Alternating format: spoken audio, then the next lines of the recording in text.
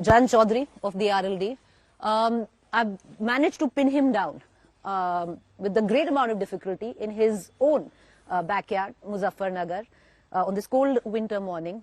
And Jayant's area of influence, if you call it, or his constituency, goes to vote in the first phase of Uttar Pradesh polling, which is on the 10th of February. So there's not much time.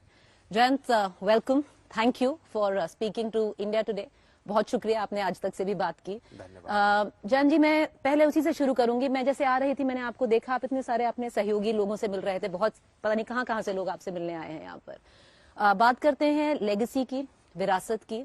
आप grandson हैं चौधरी चरण सिंह के, आप पोते हैं उनके, आपके father हैं चौधरी अजीत सिंह.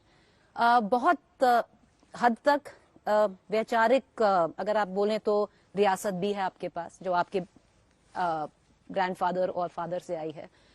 आपको लगता है कि ये चुनाव आपके लिए, खुद के लिए, जयंत चौधरी के लिए ऐसा चुनाव है जो आपकी खुद की चौधराहट साबित कर पाए अगर आप जीते तो? चौधराहट का के जो मायने होते हैं कि पगड़ी आप एक को बांधेंगे, लेकिन जिम्मेदारी सामूहिक होती है. यानी समाज के सभी लोगों का उसमें हाथ होता है और भागीदारी होती है. ये मेरे जो अंडरस्टैंडिंग है चौधराहट की, वो है. और इसलिए ये चुनाव सिर्फ मेरे लिए व्यक्तिगत तौर से महत्वपूर्ण नहीं है. बहुत सोच और मंथन के बाद मैं इस बात को कह रहा हूं, और ये बड़ी गंभीर बात है कि देश के अस्तित्व के लिए चुनाव है. और खास तौर से जो वर्ग किसान है, जो कमेरा वर्ग है, जो मेहनत करता है, जिनके साथ न्याय नहीं हुआ है पिछले कई वर्षों में, आज उनके अंदर एक विशेष चेतना जागी है. वो चाहते हैं कि हमारा संगठन आगे बढ़े. तो इसलिए ये चुनाव तय करेगा, ये फैसला करेगा कि जिस तरह का अभी आपने किसान आंदोलन देखा, अगर हम उसका कोई राजनीतिक निष्कर्ष ना निकाल पाए या उसका पॉलिटिकल हम संदेश मजबूत ना कर पाए इस चुनाव में, तो सारी चीज फीकी पड़ जाएगी. आप जैसे कह रहे हैं कि ये चुनाव आपके लिए वैसा चुनाव नहीं है कि आपकी चौधराहट तय करेगा, पर आपसे ये भी पूछना चाहूंगी जयंत जी, देखिए आप 20 साल हो गए होंगे अगर मैं गलत नहीं हूं आपको पॉलिटिक्स में. हाँ, चलिए ज्यादा मान लेते हैं. आपको 20 साल हो गए हैं, पर इस बार हमने पहली बार आपको लटकाते हुए देखा, आपको हमने लखीमपुर जाते हुए देखा, आपको हमने आवाज उठाते देखा जब हाथरस हुआ था. पहली बार आपको लग रहा है कि जैसे सुना जाता है, और इसमें कोई बुरी बात नहीं है, चौधरी साहब का छोरा क्या अब इस चुनाव के बाद अगर जीता तो खुद चौधरी साहब बनेगा? ये टाइटल्स हैं, ये तो सम्मान है, ये जनता तय करेगी क्या वो देना चाहते हैं. मुझे उनके बीच ही रहना है और मेरी अपनी एक जिम्मेदारी है. जैसा आपने कहा, जो विरासत है वो अकेले मेरे लिए नहीं है संभालने की, सबको संभालना है, लेकिन मैं भी उसका एक अंग हूँ.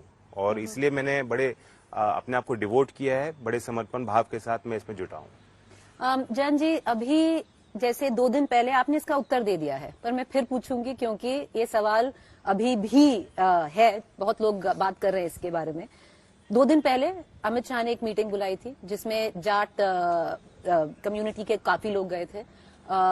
वहां पर उन्होंने एक बात अंदर बोली जो बाहर आके वर्मा साहब, परवेश वर्मा जी ने भी बोली कि देखिए लड़का सही है, पार्टी गलत है, घर गलत चुन लिया है उन्होंने, पर आप बिल्कुल सही हैं और आपके लिए दरवाजे खुले रहेंगे जो भाजपा से अगर अलायंस आप करना चाहें तो. आपने उस वक्त इमीडिएटली कहते हैं ना, वो कहते हैं बहुत जाट लाइक होता है कि इमीडिएटली आपने साफ होकर बिल्कुल हीरो जैसा जवाब दिया कि मैं चवन्नी नहीं हूं जो पलट जाऊं.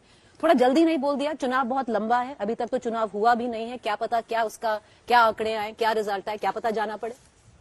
देखिए, उन्होंने बात तो मीठी करी है, लेकिन उसके पीछे जो उनका एक डिजाइन है, जो इंटेंट है और जिस उद्देश्य के साथ उन्होंने एक संदेश दिया है, उसमें एक राजनीतिक षड्यंत्र मुझे लग रहा है, उसकी बू मुझे आई है. और इसलिए मैंने तुरंत उसको सफाई दी अपने तरफ से, ताकि कहीं कोई नुकसान हम लोगों का ना हो पाए. वो ये चाहते हैं कि एक तो जाट आइसोलेट हो, हम लोग जाट की राजनीति नहीं करते, और हमें वो टैग देना चाहते हैं कि ये देखो ये जाट लीडर हैं.